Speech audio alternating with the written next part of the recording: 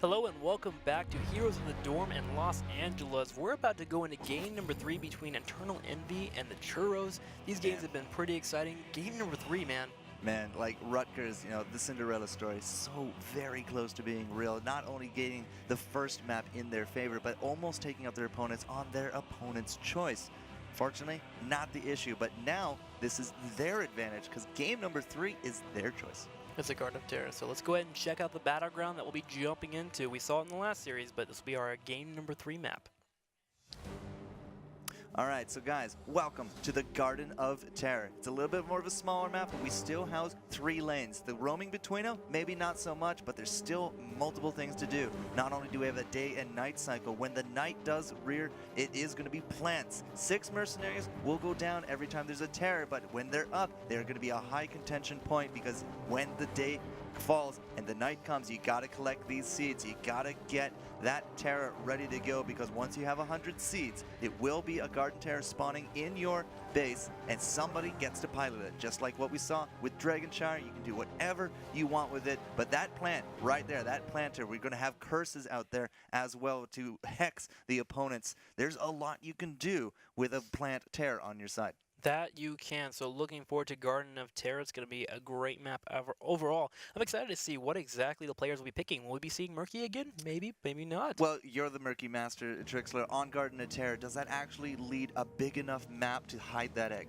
I actually really enjoy playing Murky on that battleground because you can place out your egg around because there's a lot of places to hide, but also because you can get to late game pretty easily overall just because of Garden Terror. But looking into it, the Mighty Churros are going straight into K's, and they're going to be picking up Jaina and Eternal Envy falling up into Diablo. Now, is this going to be a Tyrande to join her? Because so far, I mean, it's going to be probably a Tyrande either now or the next picks here for Mighty Churros. She's been a high contention pick, and Diablo goes very well with her, so does the Jaina. But today, looks like Diablo and Uther are going to be the buddy system looking for the front line of Eternal Envy. Yeah, solid heals there. Of course, they pick up a hero that for the Mighty Churros, they were having a lot of fights in the last game where heroes would get pretty weak, like Jaina and, of course, Zagara, but Uther was just there to help out the CC and help out with the healing overall. And for the most part, the Mighty Churros have been a team that seem to pick up a lot of damage dealers. They want to put out damage, which means they, on the defensive side, don't have much health. And so if you take away Uther, you really kind of negate that band-aid that they're throwing on top of that weird composition. I like this. The Mighty Churros is saying, we're not going to give you a Diablo Rhaegar combo. So with the Jaina, they now have a Vala. On that as well, their support going to be a Rhaegar. This is the first time Eternal Envy doesn't get that, and yeah, it's not going to be a double Uther. That's just for jokes here, guys. Don't worry about that. But either way, the Rhaegar pick is really good for Mighty Churros because we have seen 2 games in a row, Fate and the Guardian Wisp being played by the Diablo and the Rhaegar, the Lightning Breath into the Rhaegar with that Ancestral Heal. It's proven very strong, almost winning us a 2-0 for Eternal Envy, and there we go. It looks like there was a bit of a misclick, and Tyrande will actually be the hero that will be picked up as second hero, and then of course Guardian Wisp will be picking up Uther now. So overall, still same heroes, just different picking overall, and we're going to be having a 4th hero pretty soon for our team. It looks like Platypus will be playing Sylvanas. I'm also going to backtrack. I said, Diablo Tyrande, that's a great combo pair, and that was actually the pick right there. So that's going to be very likely some possible roaming, some possible early ambushes, because they just go so well in hand. But now with Sylvanas, oh my gosh, we have some really good picks for Eternal Envy. Yeah, I would like to see a little more damage for Rutgers, but we'll see what they'll pick as our 5th hero. Buck Nasty will be the pick here for Mighty Churros. They're getting Tassadar, so nicely done. And the 5th hero, let's see, will be ETC. They really seem to pick up that ETC late game. Eternal Envy seems to never really want to pick up that ETC. They prefer to have Diablo overall, and you don't want to have double warriors, so that's why they always pick it last, because it's safe. And Banapple picking up Tychus, so now they have the damage they need.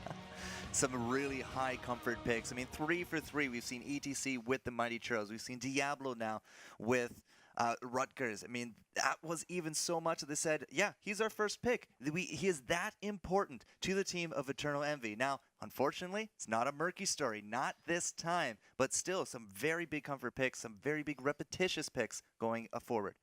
Going into game number 3, can Rutgers take this game? Remember, they are the underdog, as the majority of players did not pick them in their fantasy brackets. But of course, we have the Churros. They've been doing pretty well in game number 2. They grasp momentum. Can they keep it rolling? On the very far left, K's on Jaina. We have Graves Robber, Diacta, Wilted, and of course, Buck Nasty as our last 5th hero. Yeah, so that is the mighty Churros. Their opponents, however, from Rutgers University is Eternal Envy, Banapple, Platypus, Guardian Wisp, Fate, and Tames. These guys have been playing phenomenally well for a hugely, ignored pick coming here into the Super 16. This is their tournament life on the line. Is the Cinderella story going to come true with a 2-1 on their map of choice, or will be the mighty Churros bouncing back for a win? Well, let's find out, Jester, as the game has now begun, as the gates have opened. In the middle lane, we have Guardian Wisp getting ready to secure that area. We have Bug Nasty and Graves Robert chilling as well, waiting for those minions to pop up. In the bottom lane, it looks like we're going to be having Rhaegar going to be facing off for Wilted, going to be facing off against the Tychus, Banapple. We already see right above this, though, we see Tames and Fate poised to potentially do a quick takedown. And that's the buddy system that we've been seeing a lot of here in Heroes of the Dorm. Fate and Tames just going from lane to lane, looking for those early takedowns, because early takedowns in solo opponent lanes, you are going to be denying that experience gain for a little bit, and every little bit counts when it's a game 3. Eternal Envy need to make this happen. Otherwise, they're just kind of roaming around and not getting much done. Yeah, Fate and Tames will try to maybe come on back Nasty here in the middle, but Bug Nasty is playing a hero that's very hard to jump onto and get a secure takedown in the early game just because of the Void Shift it has available. So instead, they go to the bottom lane. Let's see if they can potentially get the takedown on Rhaegar as it's occurring right now. Wilted charges forward, he takes some damage, Banappa helps out as well. But overall, because he's really close to his turrets, he's able to get back home pretty safely. Yeah, so the top lane is what we haven't actually checked out yet, and that's where the majority of the strength of the Churros are actually residing. Delectra, Gravesrobber, and Kaze. But now all three of them are actually thinking maybe they're going to go for a bit of a run themselves. Could this actually be a roam looking for an ambush on top of that Uther player in the mid with Guardian Wisp? See them floating around. As also the seeds are starting to spawn here, and it looks like Mighty Churros were able to grab the 15 here of Internal Envies, by the way. So they have those 15. They have the 15 right above that at the top left. And at the very far bottom of the map, we do have Internal Envy actually taking their seed as well. So going to be a quick, even trade for both teams here, as it will be a nice 30-30. It looks like as they have grabbed all of the seeds. So nicely done. And in fact, Internal Envy just going straight for the Terror. Gotta be careful because that thing is pretty strong, but with Tames, Banapple, and Fate here, it looks like Envy can grab it. So yeah, Fate and Banapple there with Tames. I mean, that's going to be enough damage to just kind of take this down, especially if there's no ambushes being planned. And we can see into the top, it's actually the same idea here for the Mighty Churros. They're saying, all right, they're off the map. We don't know where they are. You can probably assume it's seeds, especially since those counters keep going up and up and up. So it does look like, unless there's going to be some kind of radical last-minute engage, it will be a 90-90 trade for the first night. And you need a total of 100 seeds, remember, to get that Terror. So the next night sequence will be where we'll see the team start to grab their own Terrors. Overall, they're going back to lanes now. Going to start trying to move up in level. It's 4-4. In the bottom lane, we actually have Sharonda and Diablo once again circulating around, trying to keep the pressure up, helping Banapple whenever they can. The top lane for the Internal Envy team, they have Sylvanas here, who is insanely good at pushing, but with Delectra, and of course the two heroes that are down on the bottom left now grabbing Giants, are able to actually kind of prevent that pushing from happening. So nice play here by the Mighty Churros, kind of matching that lane. So, some Mercenaries is now going to be pressuring down this top. We got level 5 from each side. So far, pretty much neck and neck. A very tame game when it comes to some of these ambushes, but that's why we're now trading some of those experiences into Mercenaries, because Mercenaries are going to be putting up that pressure. Delectra up against Platypus. So far, it's kind of going back and forth, but it is more or less right there in the middle of everything. Platypus does have some tools ready in order to slow down this minion wave, but can she actually kill Delectra? I don't have confidence. Yeah, it's a bit of a pain to take out an EGC as we've seen in the past. He's very durable, he's got a nice amount of mobility, so there'll be some trades here and there, but overall we shouldn't see too much takedown potential. At the same time, in the very far bottom right corner, Internal Envy just grabbed their Giant that will start pushing into that lane, as we do have Vala and Sylvanas in the far left, bottom left right now, or Vala and Jaina, I'm sorry, Kaze and Graves Robbers, trying their best to get this Mercenary camp as soon as possible. And these Bruisers will go push that bottom lane and kind of negate those Sea Giants that we're pushing. We have a total of, I believe, now 4 Mercenary camps taken from either side, so we still have 2 left on the board. Will those actually become priorities, or we're going to wait it out a little bit for another day-night cycle? Level 7 from both sides. We have a new power-up from both teams, and they do just actually grab all the expected ones at this point. Now, we talked a little bit earlier. I'm going to look at Tames. Tames at level 7 here has picked up Mule. You're going to see a little worker bee with repair statuses coming up every now and then. That is because the Tyrande here on Tame is looking to repair and try to keep healthy their structures. And good play here by the Mighty Churros. They realize that Fate and Tames aren't heroes that can deal with There he a is. lot of minions that well. And yep, there goes the Emil coming down. But they realized they couldn't really deal with the minion wave, so they just focused on the turret really quickly, grabbed the experience, and then pulled back. In the middle lane, we had Uther and Tassadar going at it, but Tychus went ahead and grabbed the Siege Giants right above it, so we'll be having pressure occurring from there as well. There And they the top lane is still back and forth here. Sylvanas is actually starting to get a little bit of pressure on. There we go on the turrets. Look at him really just doing her best here. Platypus is going to be able to back away as the Electra tries to go in for an aggressive play. But overall, looks like that turret will eventually be going down.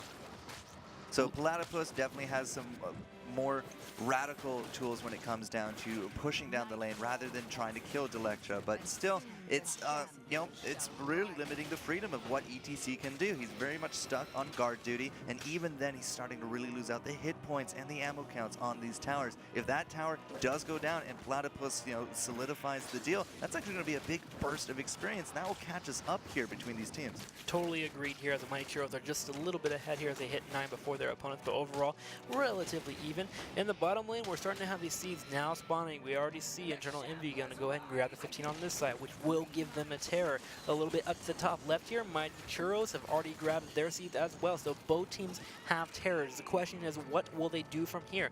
Will they go back and get their terrors, or will they try to sneak a few more seeds? Well, right now, Eternal Envy is actually in both of the seed spots into this top area. Uther was actually picking up a few. Now he's actually going to be retreating. Platypus was taking a few there as well. So even if we do go for the 30-30, you can't do that anymore because 3 of the 4 camps are predominantly taken out by Eternal Envy. And, they're just really kind of filling time here. Platypus, with that Haunted Teleport, is going to get over that wall and to safety.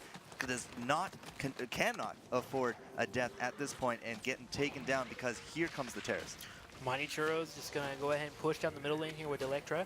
And we do have the seed, or the terror, ready for Internal Envy back home. But they went ahead and snuck a few more seeds in the bottom as they grabbed the rest of that terror. So they're now sneaking up here to try and help out with Electra. And we have Diablo now back at home grabbing their own terror. So finally, while some terror on terror action here, as the blue team keeping up the pushing, and it looks like Eternal Envy will go defend top, where the rest of the Mighty Churros are actually at. There are 4 members here trying to put pressure on these turrets as everyone's in the middle trying to defend against the terror from the Mighty Churros. This is definitely more of a split grab for gaining a whole bunch of experience in one go. Not only do the Eternal Envy have to kind of defend out this top with Fate, and here comes the rest of the team, but at the same time, again, the Mighty Churros, they took their terror bottom. So you see Fate pushing up top, and at the same time, somebody is dealing with that bottom Mighty Churros terror, and this is, again, a very smart split from the Churros. Yeah, Platypus is a hero that's actually really good at actually defending against this. All he has to do is target down this little flower thing here that's actually breaking down the turrets, and he'll be good to go, and then deal with Electra. And the top, it looks like a fight's actually starting to break out here as Kaze, Wilson, Gravesbuffer, and Bucknasty goes for the engagement, and they take down the terror really quickly.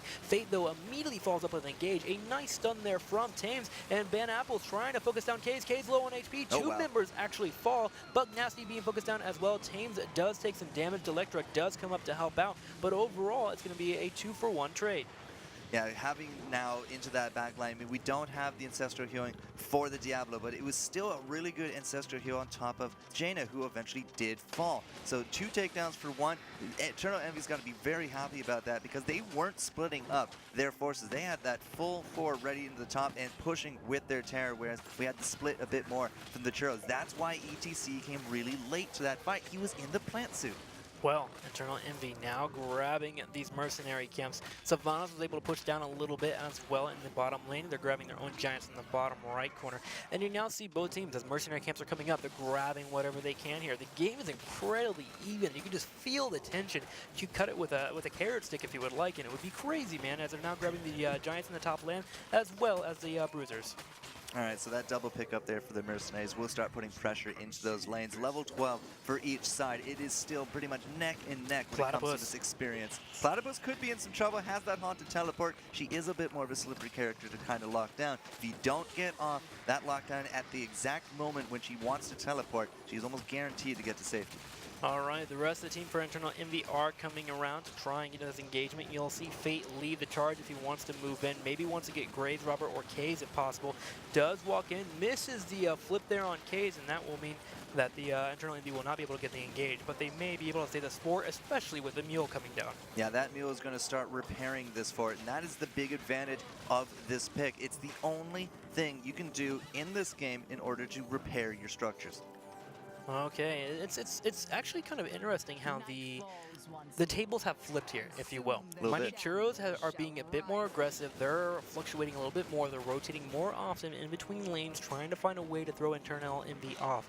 Internal Envy's been playing a little bit more defensive, and that's kind of helped out well with the Mule. But hang on, hold that thought, as Wilted does get poked up, and we do have a huge Ancestor healing. Graves Robber in trouble, though. Platypus does pick him off. Wilted in trouble, and Electro will be able to appeal for his teammates, but Mighty Churros need to retreat here if possible. They're down in numbers. Unfortunately, Case just could not go over that wall. Now she's trapped in this corner, not only up against that big Seed Shambler, but the rest of the team of Eternal Envy. Again, a very good engagement pick here from Eternal Envy. They almost instantly kill one of the opponents there with the Mighty Churros. They force out that Ancestral Healing. That's a big card to play early in some of these fights. And Eternal Envy, with 2 more takedowns to their name, they're going straight for these seeds. They're grabbing these seeds, and they may want to rotate to the bottom right now. Let's go ahead and check out the bottom tier as we have Tassadar and Rhaegar around that area. And I'm keeping an eye on Eternal Envy for now to see if they even want to come down and get it. And it looks like they may not even contest the area quite yet, as they want to make sure they grab their own Terra at home. Diablo right now is grabbing the Terra. Actually, he's going to be pushing down the middle lane, it looks like. And the Mighty Churros have their own Terra as well, so they'll be grabbing as many seeds as they possibly can. And it looks like we may have a small scuffle over here in the bottom right corner if the Internal Envy team would like to come down.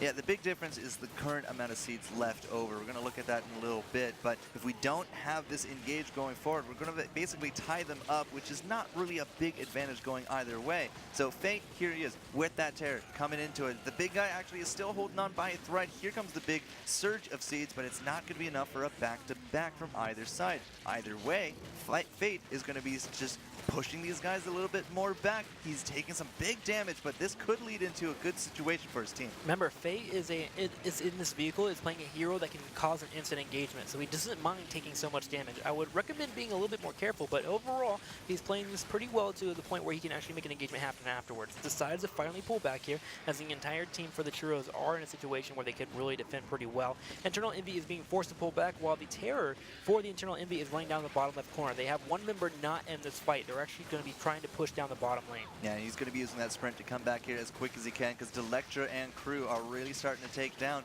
this fort, and that's a big bump of experience now back into the pockets here of the Mighty Churros. Fate is right there on that line. He's about to pop out of that Terror, and now Fate, is he going to go for Delectra? Yeah, he is, over the shoulder, and that should be it for that Terror there as well. All right, going to be focused down. Does Electro turn around? He does. Tame's in trouble, gets bursted immediately. Platypus in trouble as well, and 2 members fall for Rutgers here, and it looks like Indiana University may be able to keep chasing here as Electra is actually body blocking Fate. There goes a huge strafe here from Graves Robber, bringing the damage. Fate is in trouble, trying to run with the help of a Wolf. Wilted will secure the takedown. 4 members do fall for the red team. It looks like Diablo will spawn right away, but overall, nice fight here for Mighty Churros as they grab a solid lead as they're about to hit level 16. And we saw this last game as well, that last match. It might not have been the most interesting in terms of the early game, but when it really comes down to these fights, that level 13 power-up, that level 16 power-up, which they now have in their pockets, they actually come together extremely well as a team. Internal Envy, realizing as a team they must figure something out. In the bottom right corner, they're grabbing Giants, trying to secure their own level 16, but unfortunately, as we just saw in the very far top lane, the Mighty Churros are actually pushing on their front door. They're going to start breaking down this fort. There's no one here besides one character, Platypus, in the bottom right, that can defend this. This is done for, and the Mighty Churros gain a little bit of map control as they're able to take out a fort.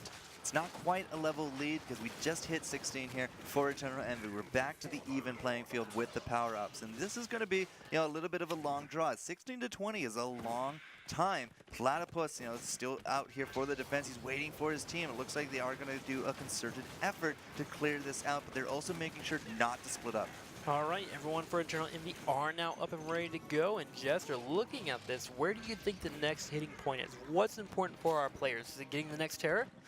The next Terror is definitely something that's coming to mind very quickly here. A lot of the mercenary camps have already actually been enlisted. Here's the last one. We don't have anything else really available on the map for these teams, and now we have the warning. There's going to be another night phase in 20 seconds.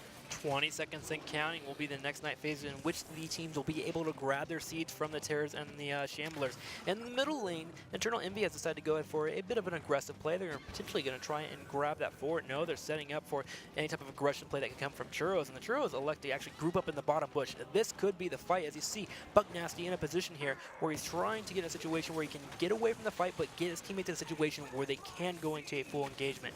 Buck Nasty is forced to pull back, though, as Fate did charge in, and now our teams are so close together that they can practically breathe on each other, but they haven't fought quite yet. Now, we did have the seed advantage at the end of all that previous day-night cycle, and that's why we're seeing now a very quick Terror being able to be grown here from Eternal Envy. That doesn't mean that their job is done. They still need to try to collect as many seeds as they can to prepare for the next one while still trying to deny a Terror to their opponents. The Mighty Churros, however, I think they're in too good a position. They only need 2 seeds, and if they can take any kind of fight here or even just tickle the big guy here to drop 2 more, they will have a Terror of their own. They might just rotate on the bottom. They don't even want to fight right now. They just want to grab a Terra, it looks like. So yeah, you see them trickling down to the bottom tower. You see Wilted and Electra just going to focus down this Terra. They're going to be able to grab as many seeds as possible. And Eternal Envy decided to quit chasing. They're actually in the top lane and also the top Terra grabbing their own seeds. So we're going to be having our teams grab their vehicles pretty soon. It'll be a matter of who's going to be grabbing it. It looks like Eternal Envy will have their Diablo Fate once again grab this huge, powerful vehicle. That, by the way, as we get to 16 minutes, it's getting stronger than we've seen before. Stronger and stronger every time. And because we do actually trade out now the big guys here, that's going to be it for this day-night cycle. And it's going to be very close for the next one. 58 to 62 are the seed counts after the fact. So, you know, it was way too risky for that fight. That's why Mighty Churros said, we only need 2. Let's just go secure our 2, we'll grab the whole thing, and then we'll fight. And that's what they're going to do here. All right, the fort will fall here for the Mighty Churros, and we have an immediate engagement here from the Churros. They're looking like they're getting more damage on top of Fate, which means that they're putting out a bit of a deficit in terms of actual health overall. Eternal Envy will be pulling back.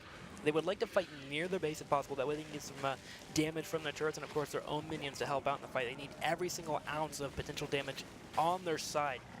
They're going to be dancing around a little bit here, watching out for Tames. Remember, when Fate does fall out of here, he is playing Diablo, which means he can go into a full engagement, so he has to be strategic to whenever he does lose a Terra, where he can move in.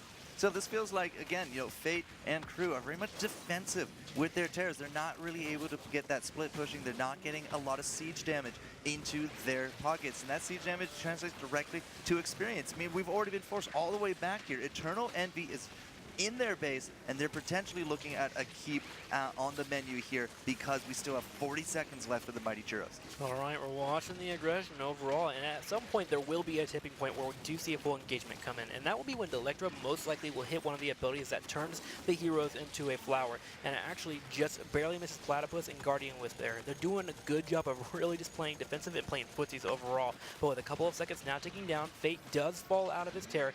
18 seconds left here for Electra. Can they do anything? Well, Fate's going to throw him over the shoulder and try to just get rid of the remaining time on Delectro. You see now the laser and the lightning breath from Fate, but unfortunately they're just not really doing the damage that they need to. That's now 3 heroics down from Eternal Envy for only the cost of 2. The Mighty Churros, they are still pretty much neck and neck with the experience. It's an even playing ground, but they have 3 heroics ready to their name. This would be potentially party huge. Bush. Fate in trouble, gets focused down. Case takes some damage as well from Platypus. Does Fate get away? A nice Lunar Flare there from Tame. Fate does finally fall. Guardian with trying to help out with the heal overall, but Napple is helping. But remember, there are a lot of heroics missing. Diablo does respawn though. Remember, that is his trade overall, and it looks like just barely all 5 members will be up for each team. But remember, the respawn ability for Fate will be down for a while until he gets a few more minions that will allow him to do that. But for now, teams have to be careful. They feel like they're actually a little bit too frightened, in my opinion, in this Game 3. Do you think nerves might be getting to them a little bit? There's a lot on the line, you know, Trixler. I mean, this is Game 3, tournament-like for either side. Right now, it's Eternal Envy. This is their map, but they are not performing. But we had a similar situation in the last one. Mighty Churros, they chose the Dragon Char, but they were a little bit sloppy early on. They had a big deficit. They still came together to win it. That's why we're here in Game 3. Will be the same story here for Eternal Envy. As you said, they're a little passive, they're a little bit frightened. Nerves are definitely a thing when it comes to some of these matches that are so high stakes. Well, the Mighty Churros grabbing their own mercenary camps, and right now, The stakes all matter about who gets to level 20 first, and the Churros look like they're on the path a little bit quicker here. If you're an Eternal Envy, you may want to just go ahead and split up and try and get as much experience as possible to get to 20, and that way you're on even ground. Or you surprise your opponents by jumping into a bush and grabbing them. And I think they might be trying to do that here. As we do have the night sequence hitting, we have the terrors being picked off. We're going to be grabbing a few more seeds, and Internal Envy has a little bit more, but overall nothing that's too crazy. Both teams can grab a terror in the situation. It was 58 to 62 coming into this next phase. Again, 4 seeds, not the biggest of deals going back and forth, but as you said, Mighty Churros are looking to grab that Storm tier talent at level 20 within the next few moments. It's a little bit farther away here for Eternal Envy. So if they can get these seeds, they can at least secure themselves a terror. And with that terror, they might be able to just grant themselves enough experience to start fighting once more on that even ground, because there's the Storm talents now for the Mighty Churros. While both teams are grabbing the terrors, Rutgers do have to be careful. In the very far top right, we actually have a Giants pushing into their fort, doing a little bit of damage. They're able to negate a little bit of that because of that little mule just chugging along trying to heal it up. But overall, we're going to be having a fight pretty soon. We're 20 minutes into the game. These terrors hurt if they hit you. They hit like a truck. Teams will need to be a little bit more aggressive, and I want to see Fate and Eternal Envy. They've been really defensive with their terrors. Maybe change it up a little bit, get a little more aggressive, and try and maybe throw off the Churros. And the Churros, keep doing what you're doing, man, because it's been working out in the last couple of fights. I gotta say though, that mule working overtime, keeping that keep up. That's why we were able to ignore that top lane push as long as we could, because the Tyrande once more at level 7 picked up the mule. The repairing of the structures has been a very big playing point here for Eternal Envy, because they don't have to kind of react as quickly to some of those alternate lane pushes. Instead, they're looking for these takedowns. All right, here we go. Here's the trade-off overall, and you can see why Eternal Envy is forced to play a little bit defensively here. They have no real health overall for their team, just because it's all currently in the terror. Here we go. Starfall has been popped here. 4 Tames, Platypus chasing down Buck Nasty. Delectra does take the damage, but that is one heroic down here for Eternal Envy, and you see the Churros taking advantage and trying to pull away. Fate's doing the best that they can to try and chase him down. You're looking at Banapple right now. Banapple, if he can hit an important grenade, can potentially stun somebody out. That was a nice pickoff here for Tames. Can they get Bug Nasty taken out of the fight? It looks like no, but Kaze is low too here. Yeah, and she's in the front line as it is. Now, that was a bolt. She's going to be safe, at least for now. The laser does come down from the Tychus. Fate is still holding on to the very sliver of health on that terror, and there it goes. You were able to at least trade it out for the fort. Level 20, both sides, no takedowns, but a few abilities and a few heroics have definitely been expended, and that's why we're seeing Eternal Envy kind of backing off a bit. Yeah, Eternal Envy is going to need to pull back because all the heroics are available here for Churros. However, we do see a member of the team for the Churros bursted down. That would be the Janus player. Delectra is in trouble. Faye pulling back. Platypus does get taken out of the fight, though. It looks like just a barely Tames trying to chase, but Graze Rubber bolts forward, getting a secure kill. Delectra stage dives in, and this could be the win here for the Mighty Churros as they do a pretty much a clean swipe. Guardian Wisp will be spawning once again because of his level 20, but the only member left to defend here will be Tychus, and he's back home in base. Come on, Wilted. There we go. Just bite him in the butt, man, and he does it. That's going to be it for Uther. Once more into the ethereal farm. The only defender is Banapple. He's the only survivor that was able to get through that without getting taken down. And we didn't have the Souls Trickster. There's no Diablo respawn. He's still gone for 30 seconds. That's a big blow to Fate and the team of Eternal Envy, because now with this keep down, there's a very anxious Mighty Churro team looking for this win. 18 seconds till the next member shows up for Envy. Could this be it for Rutgers? It's looking like it. Banapple needs to do his best to try and put damage on his opponents and try and help defend. He even bolts forward, maybe tries to distract anyone, but Churros are not biting. They're going straight for the core, and it looks like it might just be game over. The Churros will advance to the Epic 8 with a 2-1 win over Eternal Envy. It's a little sad that the Cinderella story could not come through. That 5% pick. I mean, with that murky win, I'm going to be talking about that for days when it comes to my Heroes of the Storm conversations, because, again, it was not a team that had the favor going forward, but they brought an unorthodox pick and they won with it, and for that they're forever going to have our respect and probably some internet fame. But what it comes down to is the winners of the actual series, the Mighty Churros, will be moving forward. They played great. They were on point. They were, of course, very composed in a majority of their games. In fact, they were behind in game number 2, and they waited out, got important picks, and, of course, took the series overall 2-1. So congratulations to the Mighty Churros. Indiana University will be moving forward. Yeah, so the blokes from Bloomington definitely showing up very strong here in the Super 16. It's a shame, Rutgers, we really enjoyed your play. You got to Game 3, but it just wasn't enough, and we will say goodbye to them as they will not advance to the Epic 8. But that means we're now 5 matches in, Trixler, 3 left to go, and that's still a heck of a lot of Heroes of the Storm content still yet to come.